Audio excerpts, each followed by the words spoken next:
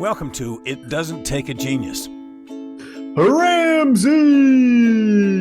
Marshall. So, I get a call from General Motors years ago. They wanted me to go to a store in Northern Illinois. Kind of out of my territory, but, I'm a team player. All right, so I get in the car, drive to Northern Illinois. They wanted me to go to the store. It was underperforming in customer experience and some other metrics. And so I get there, I meet with the owner, and he tells me, hey, here's what I've done. I went out and hired a turnaround general manager. And I'm like, oh, the TGM. I have no idea what that is. And he says, no, I got this guy.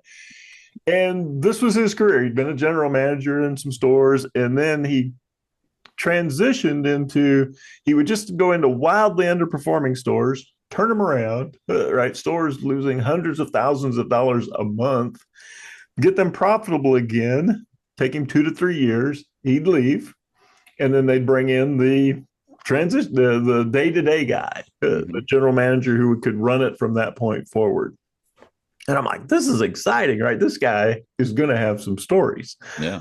So I walk in, I sit down with him, and he's an older guy, literally the age I am now.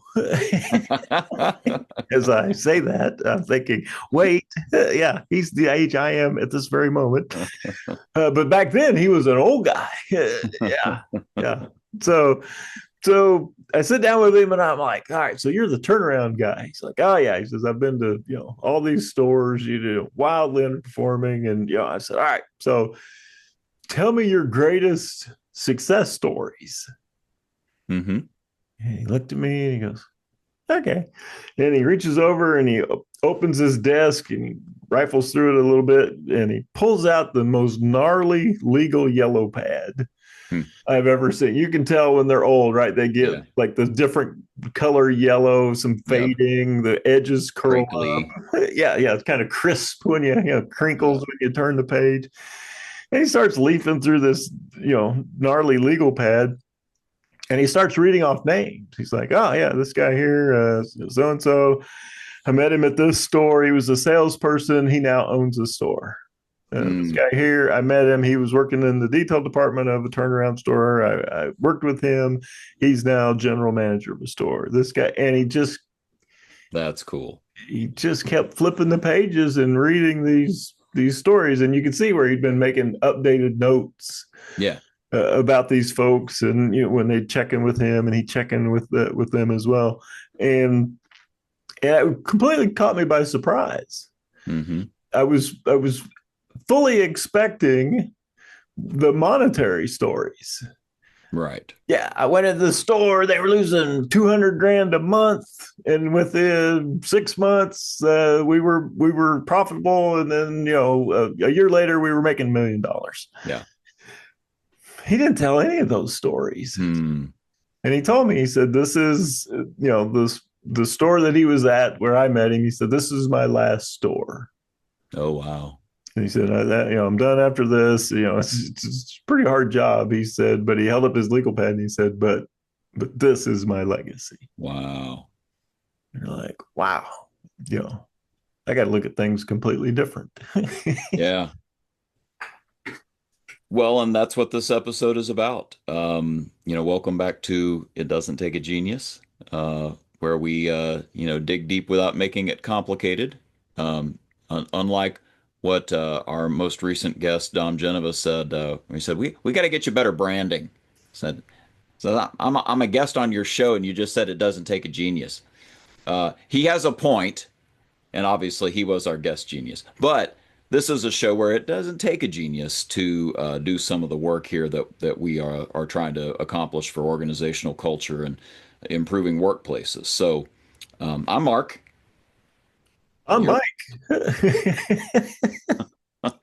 We are so bad at this. We even have a script on this one, Mike. Come on. We're not following it. So the idea, right? Because wait a minute, you came up with the script. I'm following your script. I don't follow.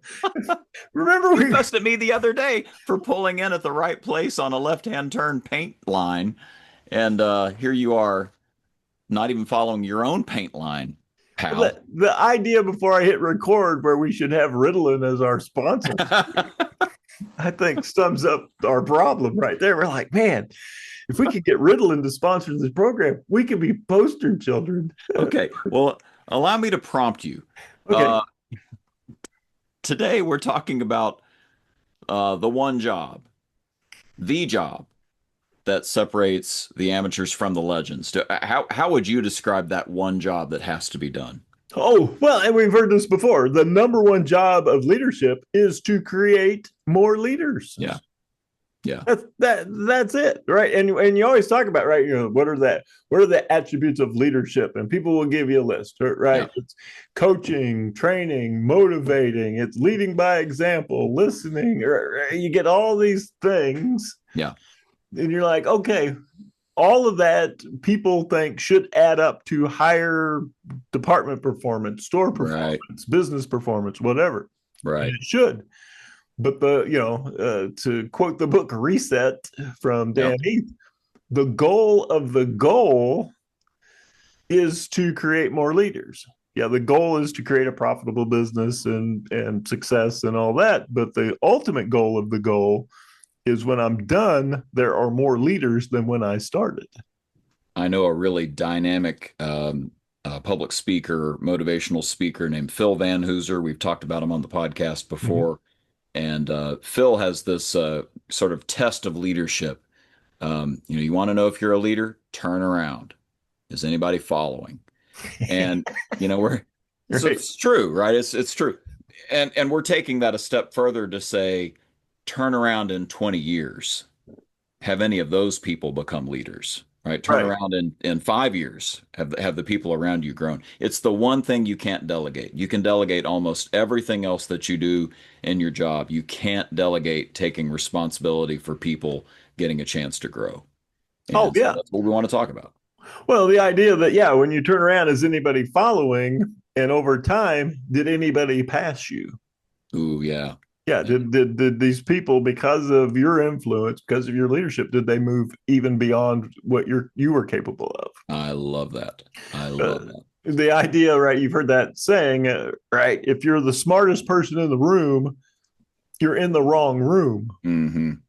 Right? Another take on that would be, if you're the smartest person in the room, then maybe you haven't invested enough in those people. Yeah. Yeah. Yeah. I think that's it. So, yeah, I want to hire smart people and teach them the skills, provide them the skills so that they can grow beyond my capabilities. And at the same time, they will make whatever endeavor we're involved in more successful. I think that's great. Well, so let's talk about why this is such a big deal. And I'll share that John Maxwell quote that we've all heard. A leader is one who knows the way, goes the way, and shows the way. But again, right, we're sort of saying it doesn't just stop there. A real leader doesn't just show the way. They're going to equip others to do the same thing, right? To be leading their own way and knowing the way, showing the way, etc. So that's sort of something that we've noticed over and over again, that our best leaders, that's what they're doing. You're seeing leadership underneath them start to blossom.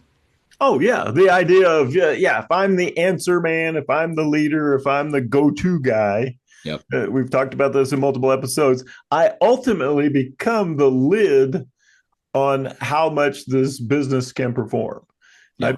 I become the bottleneck. The thing can only grow as big as my capacity to do everything, to do the leadership functions. So yeah, go ahead. So yeah, if I wanted to expand and grow beyond even my capacity, then I have to empower and create more leaders so that, the thing grows beyond my capabilities. All right. So now we're sort of putting both sides of the coin together here, because on the one hand, like your turnaround artist that you discovered, the legacy feels really good, right? Like this is something that's worthwhile.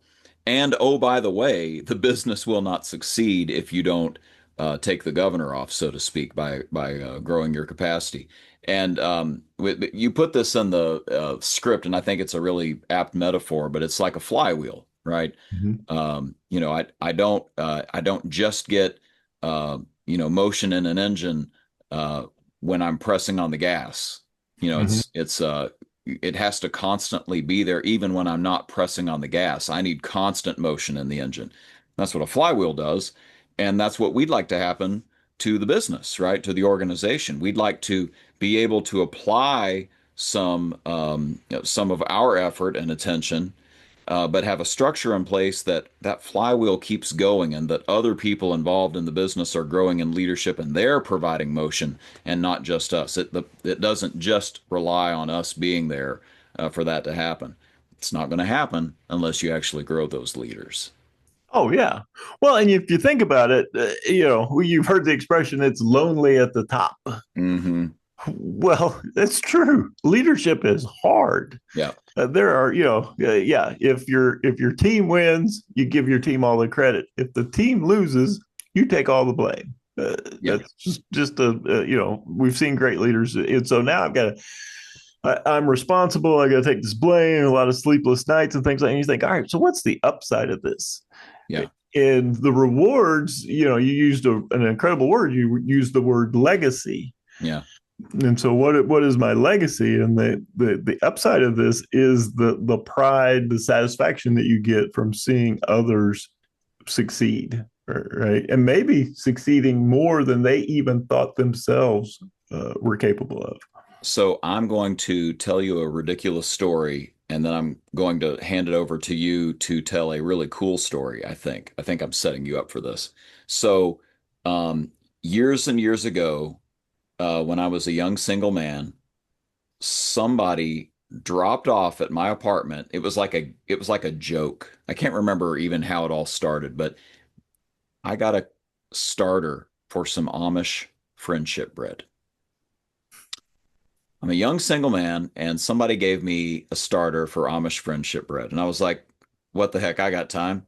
So I let it grow over the course of, I think it was a week. You had to let it sit and build up. And then you had to pull off baggies to give to other people. Mm-hmm. And then you still had enough left to bake a thing of bread. And and so it was like very late one night. I had a crappy apartment oven, and it was just baking and baking, and it just never would finish. And then in the middle of all this, some buddies come over unexpectedly. Like they showed up from like out of state actually, and I was like, "Wow, guys!" And they say that I said, "Come on in, guys. You're just in time. I baked Amish friendship bread." They say that I said that. I don't believe that I said that. But anyway, we sliced the bread, we sat and visited for 2 hours and the thing's still in the oven. I'm like, it's not done. It's not done. We got it out. I was like, oh, I think it is done. And so I cut a slice for each of us. It was pretty good. I put it back in the oven because I was like, it still probably needs to bake some more. Mike, when I pulled it out of the oven at the end of that evening, um, it had self-healed. The thing was still growing, and where I had cut out slices, it had come back to where you couldn't even tell anything had happened, and it had rebaked and looked like a perfectly whole bread. That's how the bacteria that was growing in there, the culture was that strong. You see where I went with that? So the thing was living. It was active. I had built up that environment for that bacteria and it was loving it. It had grown. In fact, I had starter bags for other people and I threatened them with it for a solid week. I'm going to give you this friendship bread and people didn't want to take it. But and I understand why.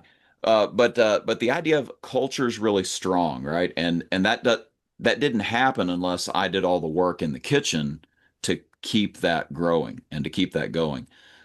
So that's my ridiculous story to ask you to tell about. You've done some work with a naval captain who has this concept of a coaching tree. So could you talk a little bit about that? Yeah, I've had the fortunate opportunity to work with New York Times bestselling author D. Michael Abrashoff.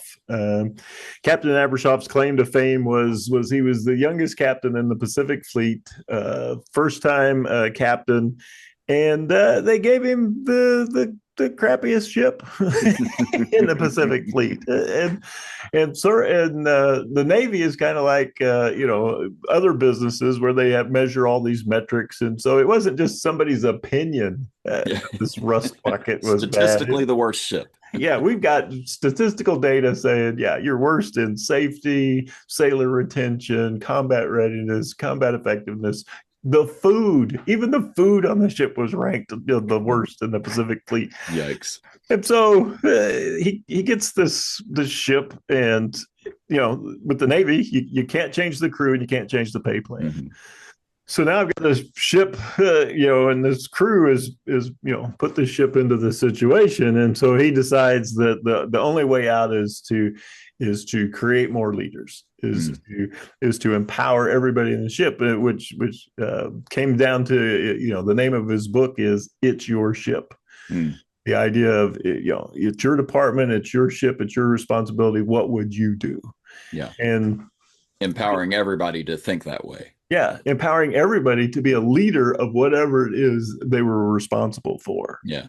And so, it's this has been decades ago, and we had the opportunity to hear Mike talk the other day, and each story that he told about individuals, he would follow up with, and that guy is now an admiral.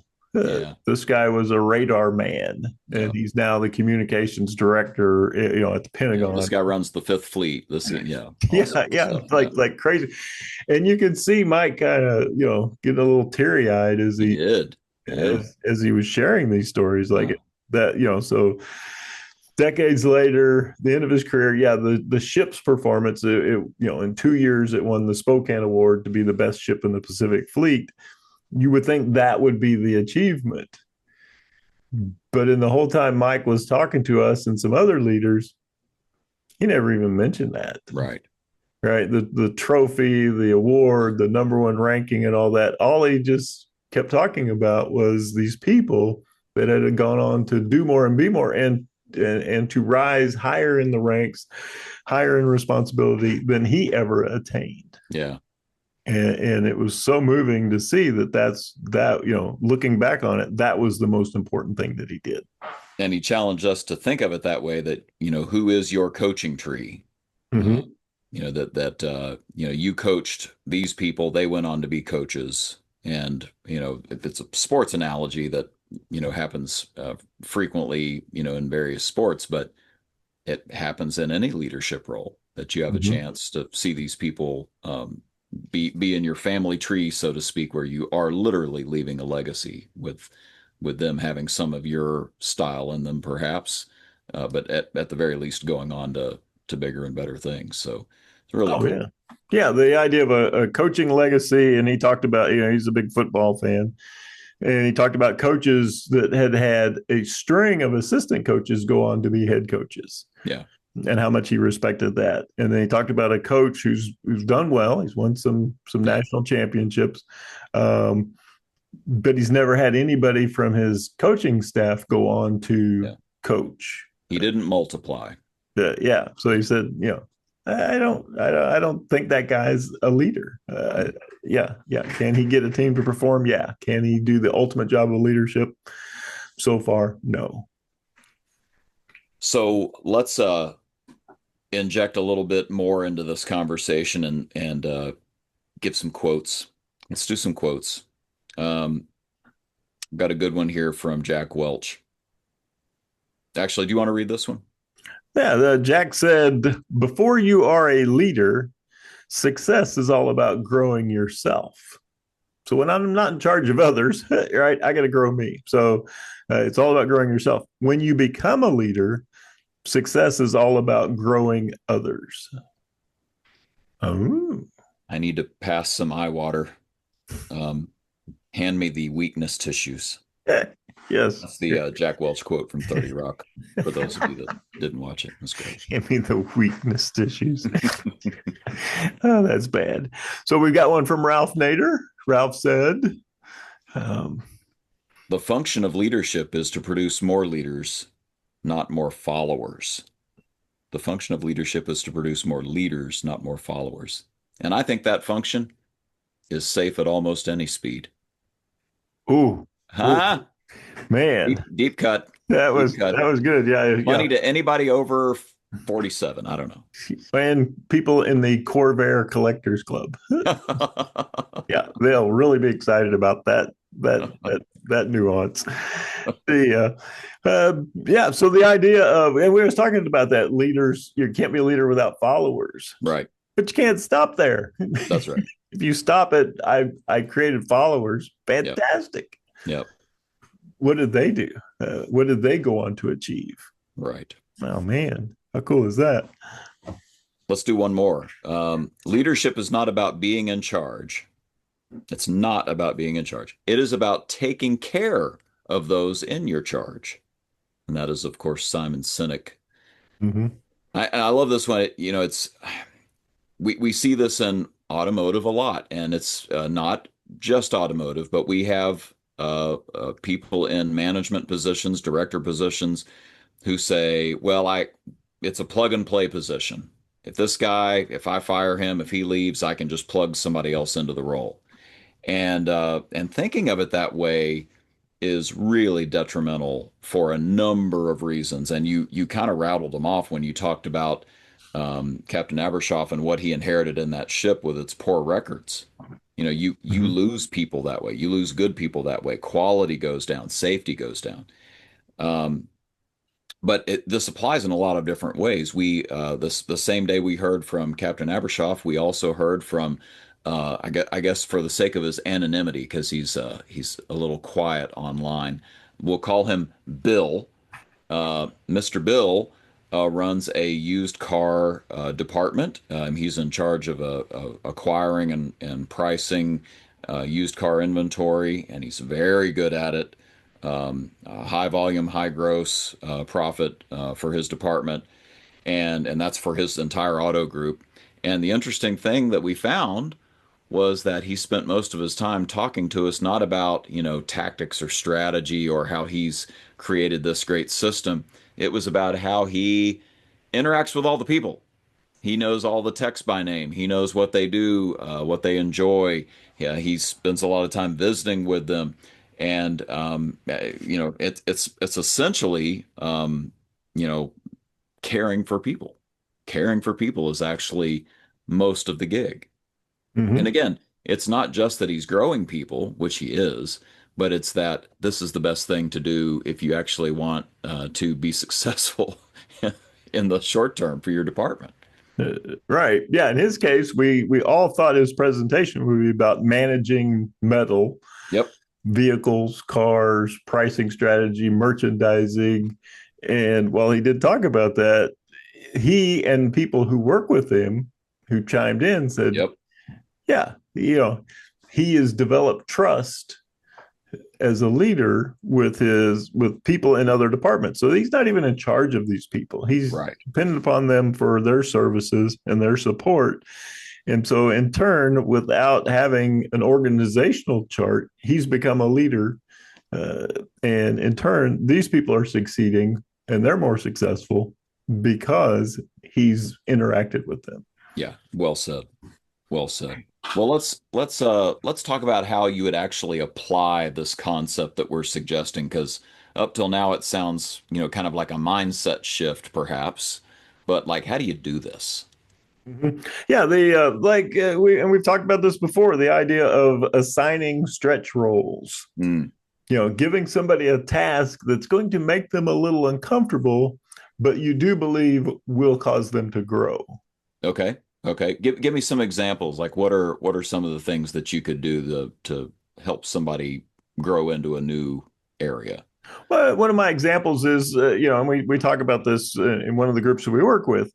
So you have them to start doing some of the roles, some of the functions of the roles that they are aspiring to. Mm, For mhm. example, we had a salesperson in a store, good salesperson, did a great job, and we tasked him with, managing the, employee appreciation lunch. Yeah. 4 stores, you're looking at a few hundred people. You've got to coordinate food trucks and the entertainment and the cheese seating and the hospital, all this stuff. Yep. And it wasn't his primary role. He was a salesperson, but we wanted to see, and lo and behold, this person did things that were surprising from a leadership standpoint. It was 4 different stores. And instead of trying to lead the whole thing, he went and got a representative from each store to be in charge of helping him and promoting the luncheon in each store that they worked in. And we're like, he created a committee.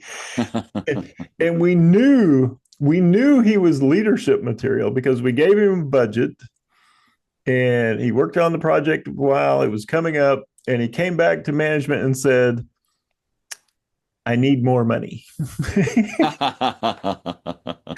He's like, I can get us an ice cream truck. We can have ice cream for the whole employee lunch, but I need $300 more.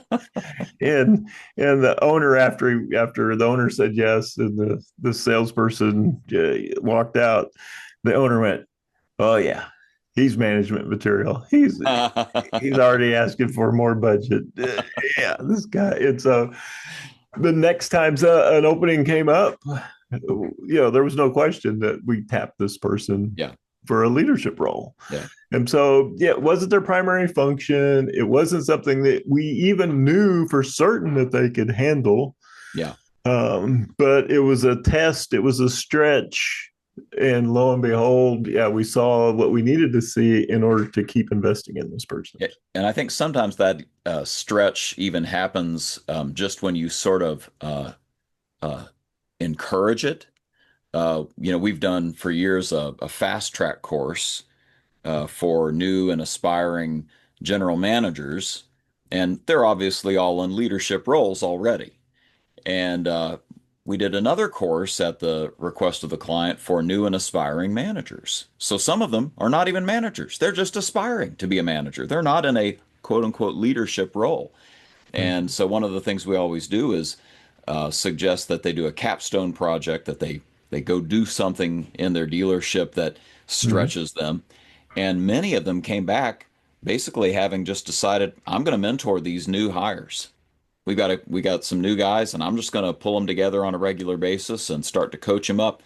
And lo and behold, it worked. But not just that these people were good at that and began to, actually get into a management role, but in some cases they had people under them that were doing the exact same thing. They became leaders as well. So you're seeing it happen even without it formally being handed to somebody. They're coming up with something that we've told them we'd like you to do this kind of a thing, and they're coming up with it themselves. So just giving them permission to stretch, I think, is the point there. Oh, yeah, definitely.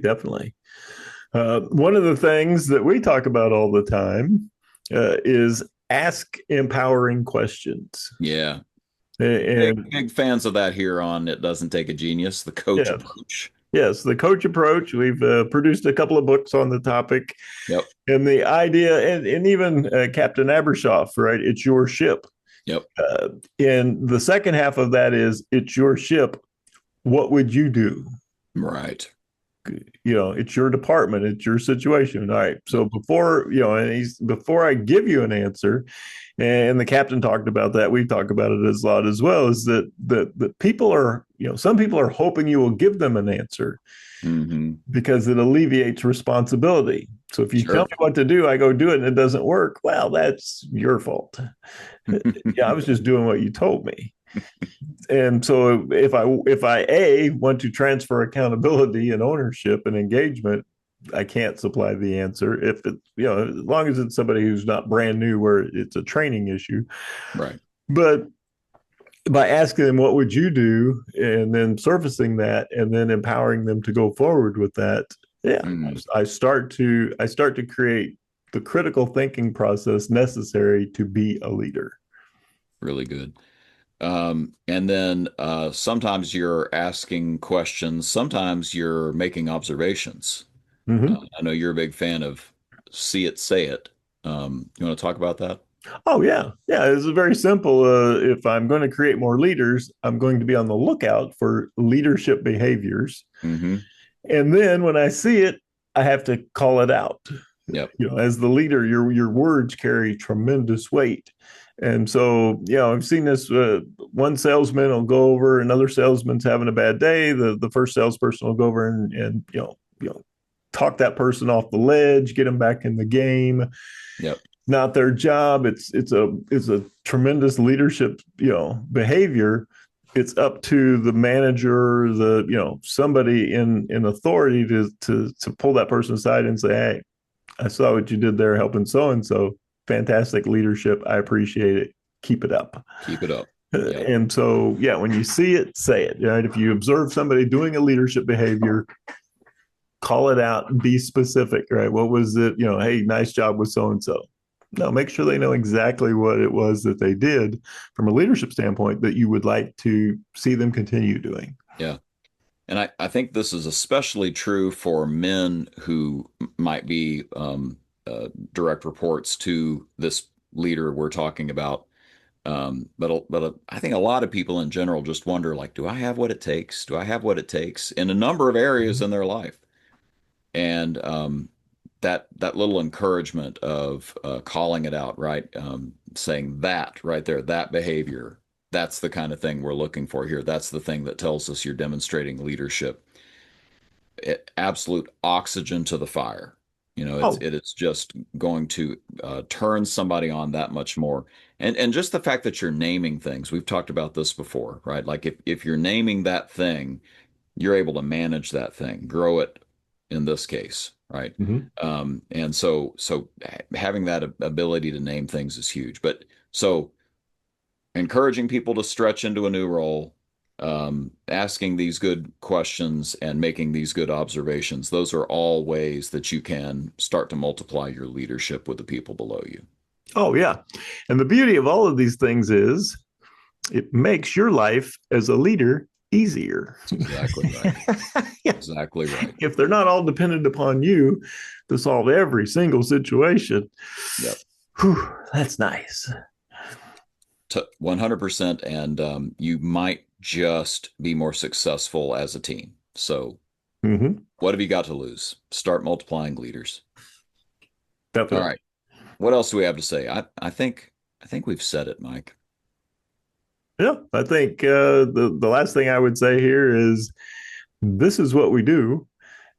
If you'd like to dive deeper into this topic, just from a conversation standpoint, or hire our services, we'd be happy to do either one of those things. We love talking about this stuff and doing it, so we'd be happy to talk. And on that note, someone who really multiplied his leadership with us, and we usually make a joke, but that is absolutely true. He poured into both of us, is our announcer, who I think this might be a shorter episode, and I might just use one of our longer outros. He's got some that are like pretty crispy, pretty fiery.